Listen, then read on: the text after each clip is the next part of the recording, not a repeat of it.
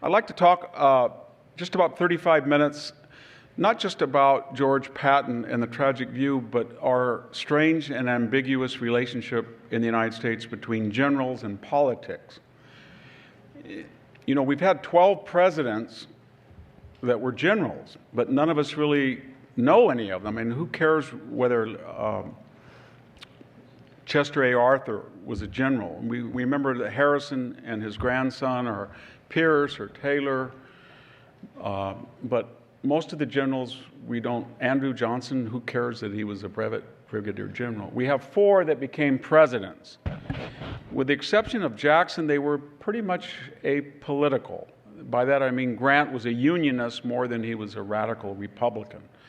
And I think both Democrats and Republicans approached Eisenhower, and no one was quite sure what side he was on. And Washington, of course, was the father of our country. But we have had, if we haven't had overt, and we have, by the way, we had 3 generals, remember, working for Donald Trump at one time. General Kelly, the Chief of Staff, General Mattis, Secretary of Defense, and H.R. McMaster, the Lieutenant General, was a National Security Advisor. I have a feeling 2 out of the 3 of them either didn't vote for Trump or won't vote for him next time. So I guess they're called bipartisan or apolitical. But we have had ideological generals. I don't know if ideology is the right word for it, but we've had generals who connected what they did on the battlefield with a larger view of human nature. And I guess we would call it the tragic or pessimistic view that we are born into this world pretty despicable or evil, and religion and culture and civilization save us, but it doesn't always reach everybody. And there's always going to be people who want to take things that are not theirs, whether on the personal or national level, or they're psychopathic and they like to kill people. And it's the duty of certain people among us, this view I think some generals have, that they have certain talents and they spot these people and they're willing to do what it takes to protect the innocent from them.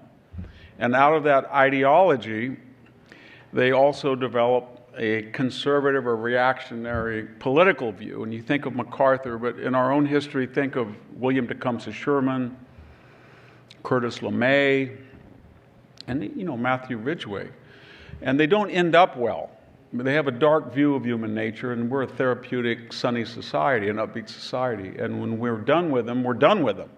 They provide a useful service. Sherman said, "I will not run for office. If nominated, I will not accept the nomination. If elected, I will not enter the presidency."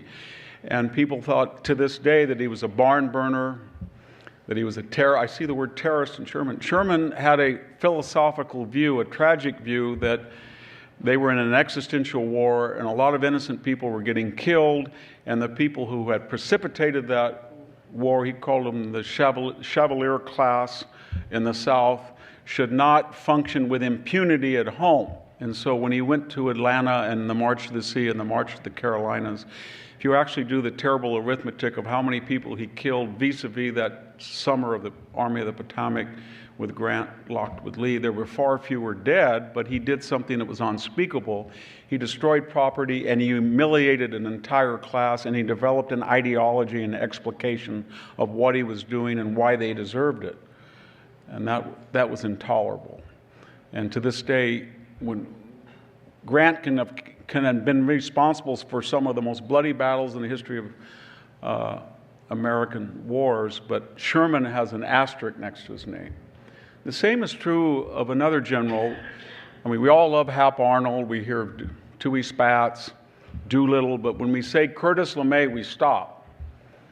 Some of you think the cigar. We don't ever hear that he had Bell's palsy on a record flight, set the distance record in 1937 in a B-17. On the way in the flight, he got Bell's palsy, stuck a cigar there to absorb the dripping of saliva. So it wasn't some Hollywood gimmick to be tough. It was a way of trying to disguise a disfiguring ailment. But he ended up after the war, remember, as the model of Buck Turgidson and Dr. Strangelove. And then during the Cuban Missile Crisis, people caricatured him because he wanted to be pretty tough with the Soviet Union, and he ended up running tragically with George Wallace as his vice president. candidate, third party, American Independent Party in 1968, we forget that he actually tried to convince Wallace not to run on a segregationist or racist ticket, and he was one of the first green candidates we've ever had. But we had this image that LeMay said that it would be inhuman for 1 million people to die invading the mainland of Japan, and he could do it through bombing, and he inherited the B-29 $2 billion, bigger than the Manhattan Project, and they had no results from China, India, or from the Marianas. And he took this wonderful high-precision, high-altitude bomber that could fly up to 28,000 feet, and he took it down to 5,000 feet, and he basically created a 4-engine dive bomber and filled it with 20,000 pounds of napalm, and in 90 days burned down 65% of the urban industrial area of Japan. And he was adamantly opposed to the 509th Composite Bombing Group because he didn't think the atomic bomb was necessary. In other words, he thought that he could, as he said, render Japan into a pre-modern state. Had the war gone on, he had plans to use 4 airfields from Okinawa and to bring, remember the war in Europe had ended in May, and there were 10,000 4-engine B-24 and B-17 and Lancaster bombers that were idle, another 8,000 2-engine bombers, B-26s and B-25. He was going to aggregate them with 2,500 B-29s from the Marianas, triple the mission capacity because Okinawa was a third of the distance, and finish off the rest of the Japanese industrial sector. It's a pretty nightmarish scenario, but the idea that he was behind all that, and remember he said if we lose the war, I'll be tried as a war criminal, was that we're not going to send people who had nothing to do with this war from Nebraska and Missouri and invade the mainland when people who are actively killing 15 million people in China are going to escape a rendezvous with judgment. That's what he said. Matthew Ridgway inherited in late December of 1950 a losing Korean War. Remember the Chinese had crossed the Yalu. We had gone up in November, MacArthur had, and General Walker. As you go north, the peninsula widens. In November, the weather worsens, and the proximity to China decreases. And the F-80 was not able to provide air support against a MiG-15 for B-29s. So essentially, we sent 150,000 people farther and farther from their supplies and closer to 1 million Chinese soldiers, and we didn't have adequate air cover in the height of winter. And when they broke across, it was the longest military retreat in U.S. history, and MacArthur was relieved, and Ridgway, who had never been to Asia, he was an expert in Central America, and of course he was commander of the 82nd Airborne. He created basically the 82nd Airborne in World War II. 50 years old, he parachuted into Normandy, distinguished record in World War II. I suggest that if any of you have heart trouble, don't despair. He had a heart attack and was told he had to be decommissioned and go back into civilian service at 54 at the end of the war, and he lived to be 98. So don't despair. But in any case, he wore a little medical kit here and a hand grenade here. They called him Old Iron Tits. And he walked the battlefield. He said, find them, fix them, and kill them. And he said, don't despair, we're going to take Seoul back. They took Seoul back by March. The B-29 napalm and artillery killed, as we heard today, quite correctly, killed about 1 million Chinese. One reason that China did not want to invade in Vietnam is because of the terrible losses that they hid from historians in the West that were incurred by Ridgway in that counteroffensive. And then Ridgway got, after basically saving and taking back Seoul, what was the reward for it? Eisenhower, when he wrote his memoirs, said that Matthew Ridgway didn't take Seoul. Crusade in Europe, it's there. He didn't even he hated him so much. And when Eisenhower wanted to go in Vietnam, called in Ridgway, said, don't do it, you can't win the land war in Asia.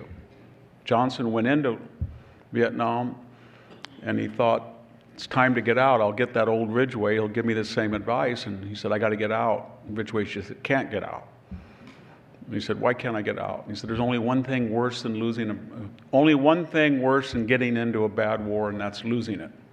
So he gave people advice, and he talked in a certain manner. He was married 3 times, which was a no-no at that time in the top echelons of the American general. And he didn't end up well. He didn't get the type of credit that he should in the way that LeMay didn't and the way that Sherman didn't, which all brings us to George Patton. I wish I could say that he was he had superb character. He did in many ways, but I think in many ways he was Trumpian, if I could, and that's not meant as a criticism gratuitously. By that I mean he could be gratuitously cruel to people. He, as you know, slapped 2 soldiers in Sicily, one of whom probably had malaria. We know had a high temperature. He was resented by most of his peers because he was from one of the wealthiest families in America. Mount Wilson in L.A., that was his grandmother, the Wilson family. His father was the city attorney of L.A. and owned 1,000 acres in Pasadena. He was fabulously rich on his own family side, and then he married into the Ayer Pharmaceutical Company, Frederick Ayer's big empire.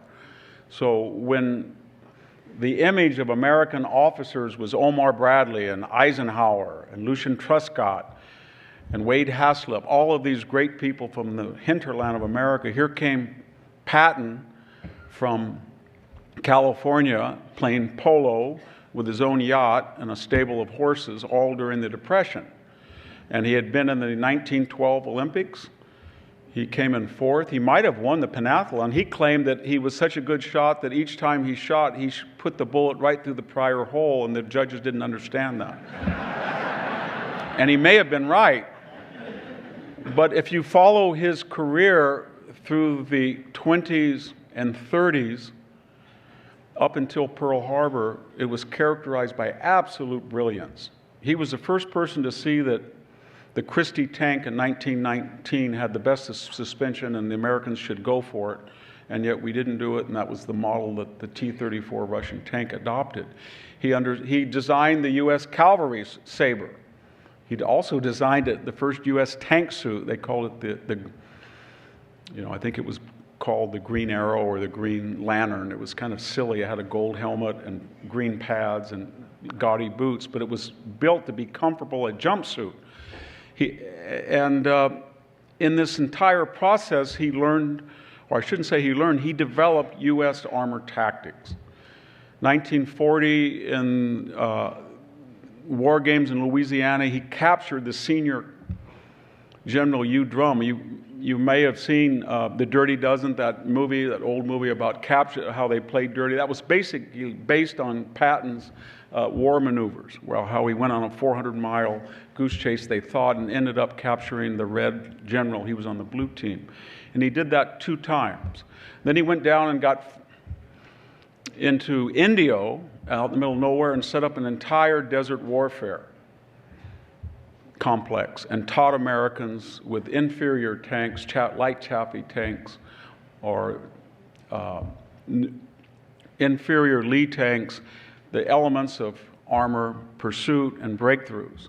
The point I'm making is that when he was 55 and he was still not a brigadier general. People hated him because he drank too much. There were periods in his life when he womanized. He played polo, as I said. He was accident prone. He lit a gas lamp to look at his eye and it blew up and burned his face. He accidentally stabbed himself. In a horse accident, he broke his leg. He got phlebitis. He was always, and of course he died in a freak accident as well. So he was known as injury prone, reckless, rich, ostentatious, loud, and yet he spoke French, read German, and was highly educated. The point I'm getting at is that he enunciated or he articulated a worldview of war, and it was similar to his contemporaries like LeMay and Ridgway, and also very Shermanesque. He was a big admirer of William Tecumseh Sherman. And he basically said that democracies are therapeutic societies, and we don't train people, thank God, to kill people. But there are people in the world who do. And when they do, they need people like George Patton, who's part of and yet not part of a democracy, that understands the evil mind and can make soldiers, for brief periods of time, have the training and the courage and the fortitude to stand up to the Hermann Goering Division, or Focke-Wulf 190 pilots, or U-boats. And that was his principle. And then you would kill these evil people and you protect the innocent. And he said that. And we don't like people to say that. When Colin Powell said, "What's your strategy for the first Gulf War?" He said, "We're going to find the Saddam's army. We're going to cut it off, and then we're going to kill it." And people got very angry. Why did he have to say kill it at the end? Remember when we killed Baghdadi, Nancy Pelosi was bad that Trump said that. Why did he kill everybody? And then when Trump said, we're going to get rid of these monsters and these animals, M13, she said, they're all God's creatures. So it's that therapeutic alternative is deeply ingrained. And it's very hard for societies like us to mobilize against these perceived threats without these types of people. So when we were ready after Pearl Harbor to fight, the obvious choice for our first engagement was George S. Patton. He had just been made, right before Pearl Harbor in October, he was promoted to Major General, 2-star general. And yet, when we had Operation Torch, the November 1942 landings in Northwest Africa, he was not chosen to lead the entire project of Torch. He was given just the Western Command, 30,000 troops. The most incompetent, useless general in American history, Lloyd Friedenhall, was. And Eisenhower wrote a report and said, "He looks like a general, he breathes fire, he's our man, I've never been more impressed." He would swagger around, he would pound his fist, and he didn't know anything, and the result was, as you know, the worst defeat in American history really was, or at least the most humiliating, the Kaiserin Pass, where Rommel destroyed an entire brigade, 3,000 missing, 400 dead, 600 tanks. Just Friedenhall, where was he? 50 miles back, dug in a bunker, probably drunk. When it was time to take over Second Corps, everybody thought Patton will get his chance, and yet Eisenhower asked General Harmon to do it, who turned down and said, "This is pretty embarrassing. Patton deserves it." So Patton took over immediately at the Battle of El Ghazar. He won the first battle Americans had won in World War II. And he wanted to continue ahead of Second Corps. And then Omar Bradley, he had a very strange relationship with Bradley, and the movie was quite, I think that was quite misleading about the attitude of Bradley toward Patton. But Bradley then was given command of Second Corps, and Patton was supposed to plan Sicily. You would have thought that too many people had died in North Africa needlessly without giving Patton the main responsibility for the invasion of Sicily, Operation Husky. And yet we deferred to General Montgomery. They both the 7th Army and the British First Army landed in southern Sicily. Everybody knew what the aim was. It was to get to Messina, 2 miles from the Italian coast, cut it off, and cut off 400,000 troops. And Patton looked at his assignment. It was to stay to the left or west of Montgomery and protect his flank and be stationary, basically, and give Montgomery a chance to speed right to Messina and then trap the entire Italian and German. And of course, he knew Monty wouldn't do that. Monty was a great general and a set piece, but he was not a pursuer, and he didn't pursue. So what did Patton do? He went all the way to northwest to Palermo, then made another right turn, broke orders, and got to Messina before Montgomery. And of course, didn't get there in time to trap the Germans. But he became very famous after that. And you'd think that at that point, everybody knew that Overlord was being planned in conjunction with the Italian invasion, that he would get a supreme command. He slapped 2 soldiers quite despicably. He went into a hospital. He was mad because the absentee rate of soldiers for what we would call post-traumatic stress syndrome, what was known then as shell shock. One officer had there were 3 officers who watched the first slapping incident. The person had malaria when he was slapped. Second one, 2 weeks later, he had some ailment, whether it was a fever or it was just stress, we don't know, but he slapped him. In this period, one of his armored companies was on a bridge. There was an Italian farmer with 2 mules. They were being strafed. They didn't want to run over the mules. It was a very narrow bridge. Patton went up, took out his .357 on his right hand, and he had a .45 Colt the other, and shot these 2 mules and had them thrown over the bridge. And this was considered terrible. Think of this therapeutic mindset. Here you have a whole column stopped, and the papers and journalists are angry that Patton shot 2 mules and threw them over the bridge to facilitate the company getting out of a strafing attack. But in that case, that was a very important point, though, because he's obviously should have been given one of 3 possible appointments. One would have been overall commander in Italy, and that went to Mark Clark, who we know mostly from falling for the German gambit, where Germany basically, the German forces under Kesselring basically allowed us to take Rome as a way to escape an encirclement, and they knew that Mark Clark, of all generals, would want to go into Rome, especially during the D-Day operations, and get some glory, and then that would give them a chance to escape the encirclement, and they predicted perfectly. Patton wouldn't have done that. On the Anzio earlier in January, that was a very tricky, remember that was a tricky amphibious operation to land at the main port or near the main port of Rome. People didn't know whether we could do it. Surprise, we had a beachhead. There were only one German battalion there for about 24 hours. General John Lucas sat there for 5 days until the Germans made an entire semicircle of heavy artillery and armor against it. Patton would not have done. He was not given either appointment because he was under suspicion for slapping 2 soldiers. He was not saved, as is often seen in the movie and in popular literature, by Omar Bradley, who wanted him sent home. He was not saved necessarily by Eisenhower. His letters of support were post facto. It was not even George Marshall. It was Henry Stimson, Secretary of War, who said that we can't win the war without this man, or at least we can't win it at a cost that we can afford. So then we come to the big command's decision, the planning of the invasion of Normandy that had been talked about since 1942. Americans under Marshall had told the British we want to invade in November of 1942. Even they, after they admitted what had happened in North Africa, thought that was a mistake. Then we wanted to go in 43. And then after our problems in Sicily, they said that was why. Then we wanted to go in January of 44. Then they said, you're right, to the Brits. We had trouble in Italy. Patton had said that all along. He was completely shut out of all planning for Overlord.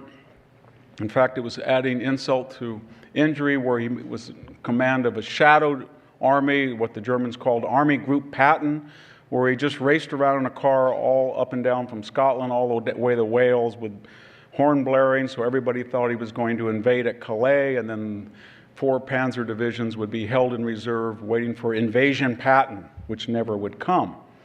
And then the panzers would not be released to cut off the American beachhead.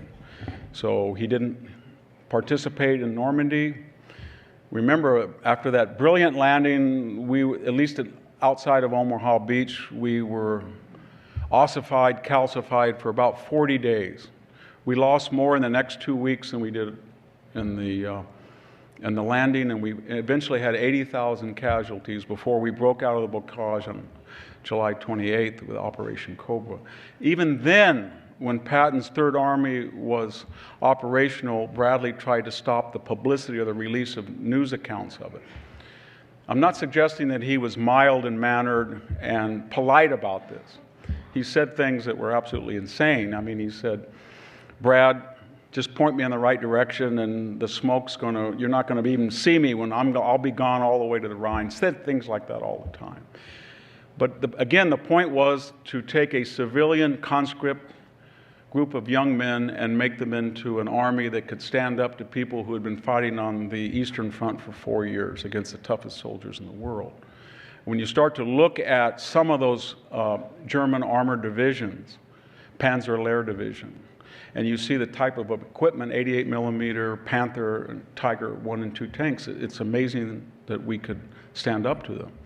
And that was Patton's idea. So they assigned him the furthest south position in the advance toward Germany, and that would go, if you take a map and draw a line on it, it would go into Czechoslovakia, not Germany. That was by intent. But most importantly, they asked him to take Brest, which is, if you look at the map from Normandy, he would have to turn around and go the opposite direction.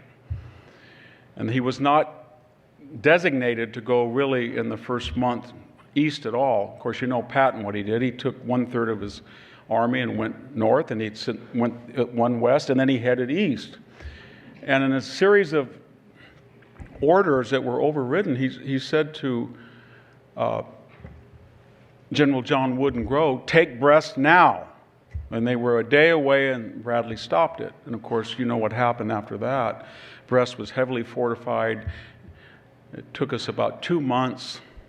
We had about 40,000 casualties, and the port was never used until October. It was a complete waste of time. When he did go east, he soon was able, after the breakout, to go about 40 miles a day.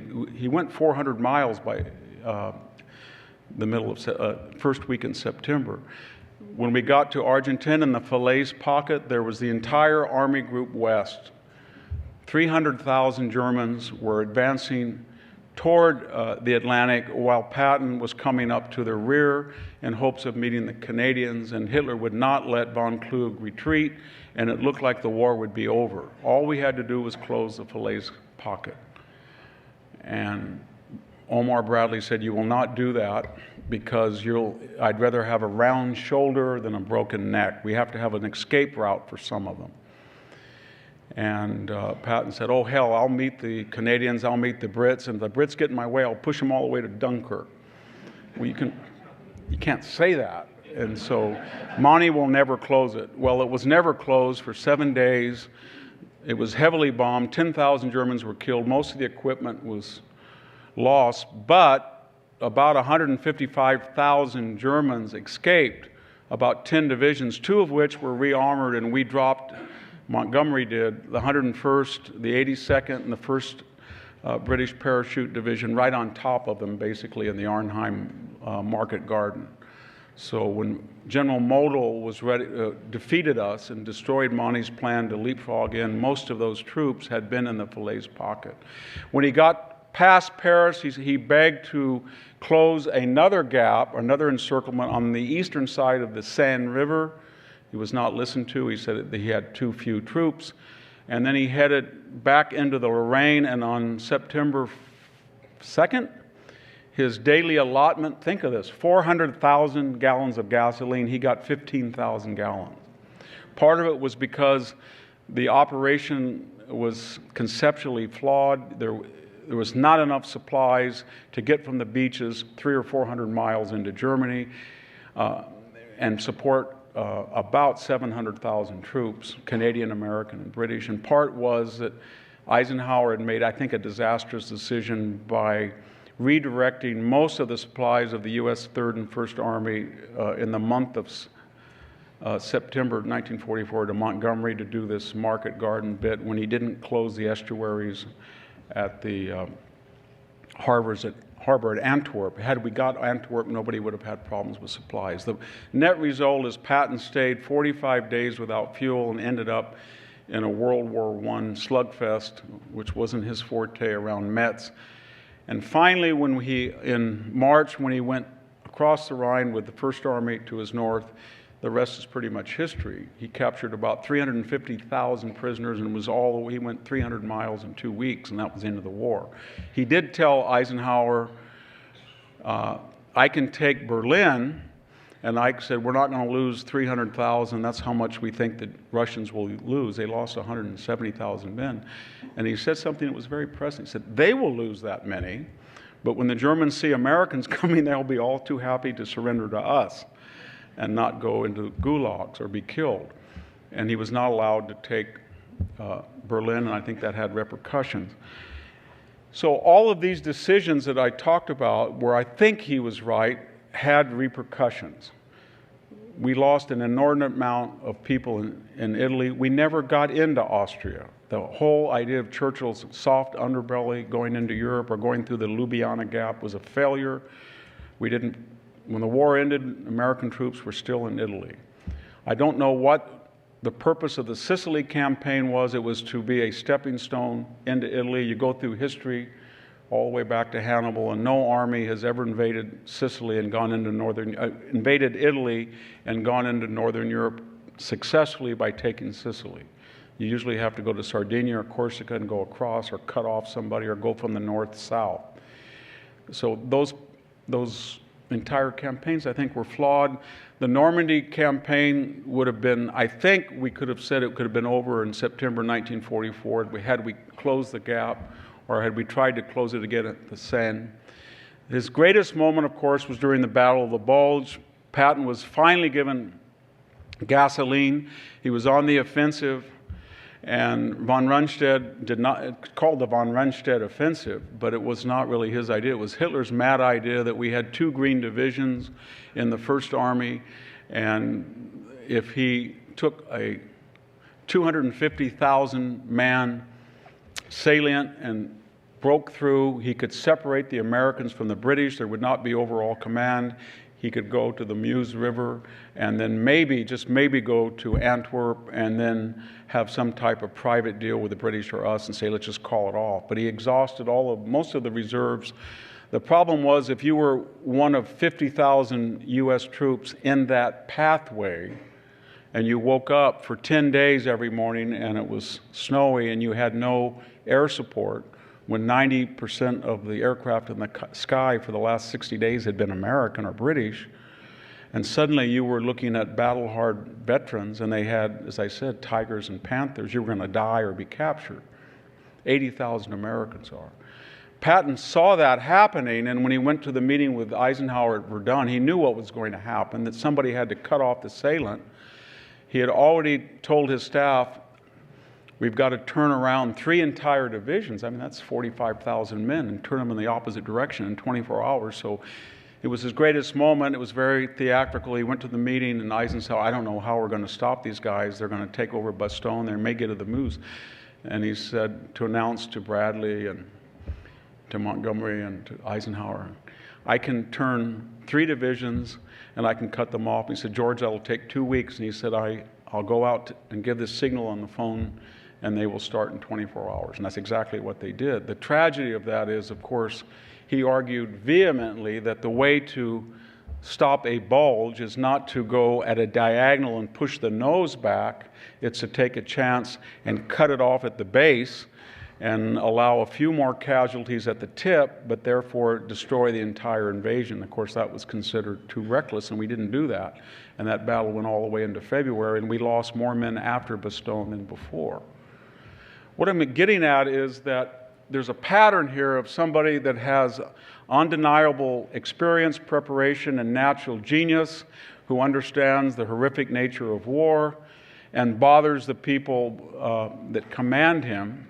And yet, sequentially, or time and time again, when he is not given a billet or an appointment or a promotion befitting what he's earned on the battlefield, people die. And yet, the way that the system or the therapeutic society justifies that is that he slapped a soldier. Germans, of course, were bewildered by this. I mean, it is a little mythical. The Germans knew of Patton. I don't think the movie is quite right that he was canonized by the Germans. Mostly after the war, they sort of changed their views. They called him a cowboy and kind of reckless. But the point I'm making is that it is true that a number of German intelligence officers wouldn't believe that somebody of his talent would be relieved for slapping a couple of soldiers when German officers killed 25,000 soldiers in World War II, shot them for cowardice, or had them ordered shot. And so this brings up, finally, to conclude, I entitled this talk, The Tragic Nature, and I think Patton is symbolic of a problem that all Western societies deal with since the Greeks, that the advent of civilization is a wonderful thing. It creates leisure, it creates material wealth, luxury. It's civilization. It's not tribalism, it's not barbarism. But in that process, we become tame, and yet the world around us is not tame, and we don't quite know how to justify using violence against people who want to kill us. This sounds very contemporarily relevant, I think all of you know, in the war against terror. And so from time to time, we see these fossilized memories of our past, and we bring them out of the proverbial closet, and we say, help us. Curtis LeMay, the B-29 program doesn't work. I know it's safe for our flyers at 30,000 feet, but the bombs are falling off top. Well, you go down 5,000 with napalm. That'll cure it. Oh, my God, you're going to burn people alive? I'll get rid of the industry. Or Matthew Ridgway. I'm going to let them come in, and then I'm going to surround them with napalm, and I'm going to blast them, and it's going to be winter, and they're going to regret they ever went into Korea. Or Sherman. This is the plantation of Hal Cobb. This is the guy who said that 250,000 Confederate soldiers were superior to us. Burn his plantation. Oh, Mao, he burned a southern plantation. And so when we see somebody like Patton, and you can see it in our culture, throughout our culture, it's just not military. That was what made John Ford famous. That if you're Ethan Edwards, in The Searchers, and you want to find a small girl, and you're dealing with some pretty tough Native American tribes, you want somebody with a dubious past. We're not quite told what he was, maybe a Quantrell Raider, John Wayne, and you don't know whether he's going to kill Natalie Wood or not, but he has the skills that both ensure that he's going to bring her back, but as you remember, once she's back, he opens the door and walks out. You don't want a guy like that there, any more than you want Gary Cooper in High Noon to stay around after he's done what you have to do, shoot 4 people in the street. You don't want the Magnificent Seven in the Village anymore. I remember that famous Yul Brynner, and Steve McQueen said, well, I guess they're happy. And he said, they'll even be happier when we leave. And I'll just finish by saying that this is not a new phenomenon, that we sometimes misdiagnose talent throughout all aspects of American society.